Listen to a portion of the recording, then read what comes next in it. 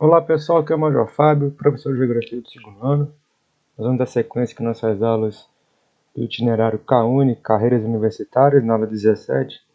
Vamos iniciar aqui, como eu havia comentado com vocês na aula passada, uma nova sequência didática, que a gente vai trabalhar aqui o sistema de transporte. Lembrando que essa sequência didática que nós já vimos lá na base comum, só que aqui no itinerário a gente vai trabalhar aqui algo mais aprofundado em relação ao sistema de transporte no Brasil. Então aqui a gente vai trabalhar inicialmente observando aqui as características gerais dos modais de transporte, né? Nós vimos que tem vários modais, modal rodoviário, modal aeroviário, a gente tem o hidroviário, então a gente vai trabalhar todos esses modais observando algumas características, alguns princípios que vão nortear aqui a escolha do modal mais adequado, dando ênfase a alguns aspectos relacionados ao território nacional. Então esse será o diferencial do nosso estudo em relação àquilo que nós vimos na base comum. Então nós temos aqui inicialmente os diversos modais, que vocês já conhecem. A gente vai reforçar alguns pontos aqui para poder dar sequência e ter uma base de raciocínio, de estudo para chegar mais à frente na questão relacionada ao Brasil. Então nós temos lá os seguintes modais lá: modal aéreo, dutoviário, ferroviário, hidroviário. Só relembrando aqui a vocês que esse assunto ele estará no capítulo 24 do nosso livro didático, na livro parte 2, capítulo 24, nós temos lá o nosso referencial teórico sobre os modais de transporte. Então aqui, como eu havia falado, os diversos modais, e cada modal tem a sua especificidade. Então eu vou usar um modal em função de uma série de variáveis que eu vou ter que observar para determinar se aquele modal é o mais adequado para aquela finalidade que eu estou buscando. Então aqui o primeiro modal que a gente vai trabalhar é o modal aéreo. Então o modal aéreo vai ter por característica, ele vai trabalhar com aeronaves das mais diversas. A gente vai ter aqui desde o avião dos mais modernos até os aviões monomotores, passando ali pelos helicópteros também. A gente vai trabalhar com esse tipo de modal, vai estar incluído nessa categoria de modal de transporte. Então esse modal ele vai correr tanto no âmbito nacional quanto no âmbito internacional. Tá? E a gente vai ter que inicialmente a seguinte vantagem que a gente vai observar aqui: a questão da velocidade, né? Aqui faltou até uma vírgulazinha aqui. A velocidade e a segurança para transportar mercadorias de alto valor. Lembrando aqui a vocês que o modal aéreo ele é um modal que vai exigir um alto valor de investimento. Então esse modal, em função desse custo elevado de aquisição das aeronaves, de manutenção dos equipamentos e também o custo da mão de obra, ele vai ter um alto valor em relação ao que é cobrado, ao frete desse modal. Tá? Então, apesar dele ser um modal altamente célere, ele vai ter como uma desvantagem a questão do custo. Se ele tem um custo muito elevado, eu não posso transportar curtas distâncias, eu não vou trabalhar com cargas de valor baixo, então eu vou trabalhar com cargas de alto valor. Trabalhar com cargas de alto valor significa o quê? O transporte de joias, pedras preciosas, de dinheiro em papel moeda, dinheiro vivo. Então faça esse tipo de transporte. E também a gente não pode deixar de falar aqui, de fazer anotação, transporte de passageiros. Né? A gente tem que dividir o modal de transporte aéreo em transporte de passageiros e de carga. São coisas bem diferentes. Tá? O modal de transporte de carga ele é bastante vantajoso, assim como de pessoas. Esse sistema de modal de transporte de pessoas ele é dominado por as grandes empresas internacionais. Mesmo aqui no Brasil, nós temos aqui poucas empresas de capital nacional. Né? E no mercado internacional, as grandes corporações americanas, europeias e asiáticas, elas dominam esse mercado. Né? E aqui no Brasil, só para vocês terem uma noção, nós temos uma certa restrição a esse tipo de entrada do capital estrangeiro, por uma série de razões, razões de ordem econômica, também razões de ordem política, e isso vem de há muito tempo, esse tipo de aspecto. Mas o nosso mercado aeroviário é um mercado que vem em expansão, e aos poucos a gente vem abrindo o mercado às empresas estrangeiras, tá? Sem desvalorizar o mercado nacional. Então, como eu havia falando aqui, esse mercado, esse modal é um modal de alto valor, né? Mercadorias que vão exigir aqui um alto valor, ele vai se prestar aqui a longas distâncias, ele vai ter como característica a questão da velocidade, da segurança, e ele vai se prestar então a esse tipo de consideração. Agora a gente vai trabalhar aqui um outro modal também importante, e às vezes esse modal é um pouco negligenciado, no sentido de não se dá tanta relevância a ele, mas ele é extremamente importante para a economia nacional. A gente vai ter aqui a seguinte situação. Quando eu falo do modal rodoviário, eu trouxe essa imagem aqui para vocês, a gente tem aqui esses grandes dutos, tubos, né, que vão transportar as mercadorias. E vai trabalhar tanto com mercadoria, aqui como ele está colocando aqui, líquido, mas também pode se trabalhar com a questão do transporte de grãos. Também ocorre o transporte de grãos por meio do sistema dutoviário. É um sistema que ele é bastante seguro, mas ele tem um custo elevado de instalação, o custo inicial dele é muito alto, e isso às vezes torna inviável esse tipo de modal de transporte em regiões que não têm tanto poder aquisitivo assim. Então a grande vantagem que eu vou observar aqui é a segurança, porque vai ser um transporte contínuo, sem interrupção, exceto quando há algum acidente, rompimento de algum desses dutos ou tubos, que isso aí pode provocar, pode não, com certeza provoca a interrupção do transporte, né? E isso aí causa também um problema econômico e às vezes também problemas ambientais, se eu estiver falando aqui de transporte de combustíveis, né? Uma desvantagem aqui, como ele fala aqui desse rompimento, né? Que a gente pode também destacar, além dessas que eu já falei para vocês, é que muitas vezes esses dutos eles passam por áreas, já que é subterrâneo, né, passam por áreas de preservação ambiental. Então isso aí vem sendo objeto de questionamento em várias partes do mundo, né? Nos Estados Unidos nós temos exemplos de dutovias que foram questionadas por estar passando em área de proteção ambiental, né? E geralmente quando eu falo aqui das dutovias, são regiões onde eu tenho esse tipo de modal, onde não pode haver habitação. Então ele vai passar numa localidade e essa localidade ela não pode haver nenhum tipo de habitação, justamente para evitar qualquer tipo de acidente. Então isso é levado em consideração. O sistema aqui dutoviário ele vai trabalhar aqui na movimentação de cargas líquidas e também sólidas, no caso dos grãos, a gente pode botar aqui o exemplo dos grãos, por variação de pressão. Então a variação de pressão é que vai fazer a movimentação dessa mercadoria nos dutos e tubos.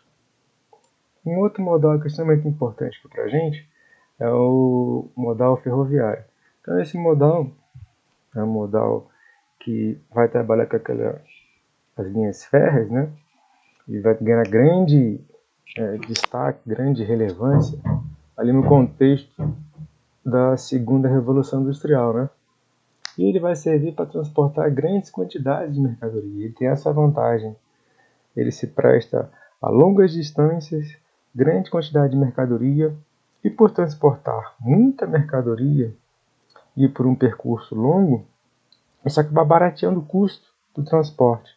Então esse modal ele vai ter o frete, um valor baixo. Então ele não vai se prestar para curtas distâncias. Ele vai ser muito mais vantajoso para longas distâncias, acima de 500 km. Ele vai ser extremamente vantajoso. Só que eu tenho que observar, para eu trabalhar com esse modal, a questão relacionada ao relevo. Se for um relevo muito acidentado, vai tornar esse modal inviável, porque ele vai ter que vencer aquela barreira natural para poder dar sequência no seu trajeto. Então, muitas vezes, em locais onde eu tenho, como eu falei, um relevo extremamente acidentado, muito irregular, ele não é o mais indicado. Uma outra questão também que aparece aqui, quando a gente fala aqui de uma desvantagem, é que na nossa literatura geográfica, né, nós temos a questão da flexibilidade. O que quer dizer isso? O modal ferroviário, ele é um modal que ele não é muito flexível. Se há algum acidente na linha férrea, ocorrendo a interrupção do fluxo, de escarrilhamento, por exemplo, dos vagões, ou qualquer outro tipo de acidente, eu não consigo buscar uma rota alternativa.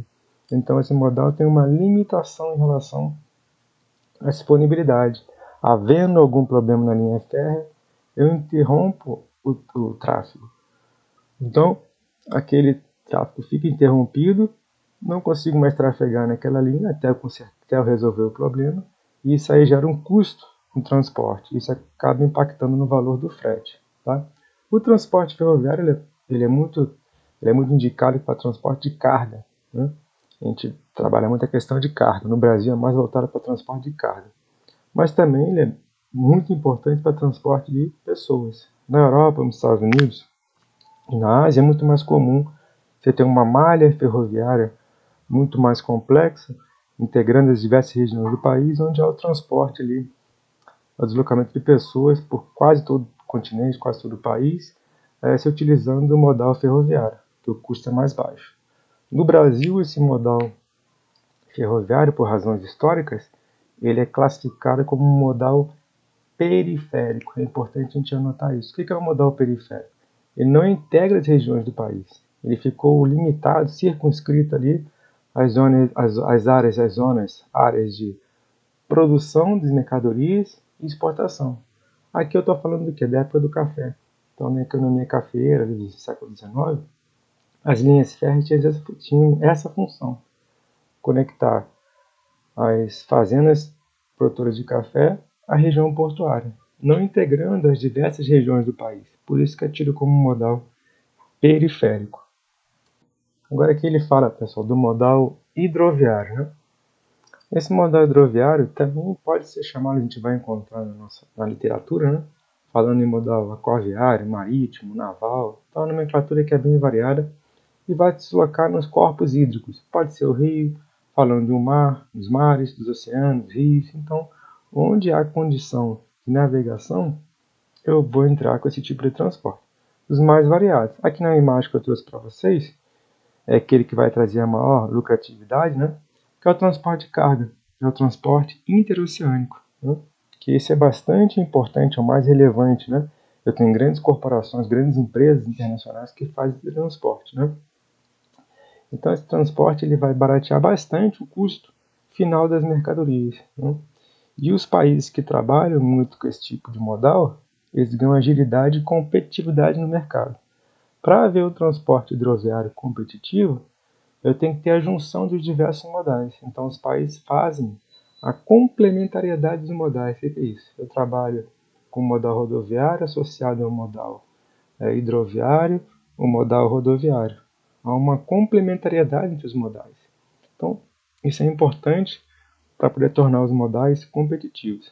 Aqui em relação ao hidroviário, a vantagem, ó, já como eu falei aqui das cargas, ó, grande quantidade de carga, longa distância, desculpa, o baixo custo. E pode trabalhar com qualquer tipo de produto, seja ele sólido, líquido ou gasoso. Isso independe. Eu vou só adequar ali o meu meio de transporte ao tipo de produto que eu estou transportando. Tá? Uma desvantagem, ele fala a questão das rotas, né? Que são rotas já pré-determinadas, né? Até para organizar o fluxo hidroviário, né? São rotas já estabelecidas. Pode haver algum problema, algum intempérie, uma questão climática, uma questão atmosférica que pode impactar nesse tipo de transporte, né? Geralmente, quando eu falo em transporte de cargas, ele é um transporte internacional, né? Como eu já havia comentado antes, né? Isso aí requer uma infraestrutura para poder dar o suporte, receber mercadoria, tirar do navio e colocar num outro modal para seguir destino até o consumidor final desse material. Então, isso envolve um alto custo inicial. Tá? E também eu posso falar aqui do transporte hidroviário em relação ao transporte de pessoas. Tá? Também há essa utilização aqui em vários locais, seja a navegação ligada à interoceânica, ou mesmo dentro do país, né? Dependendo das condições. Pode pegar o exemplo da região amazônica, no norte do Brasil. As principais vias de transporte são o quê? São os rios, né?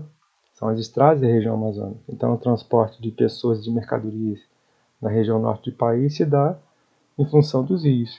É muito mais fácil o deslocamento, é muito mais ágil do que você percorrer ali a floresta, você não tem as rodovias, elas são mais limitadas nessa área.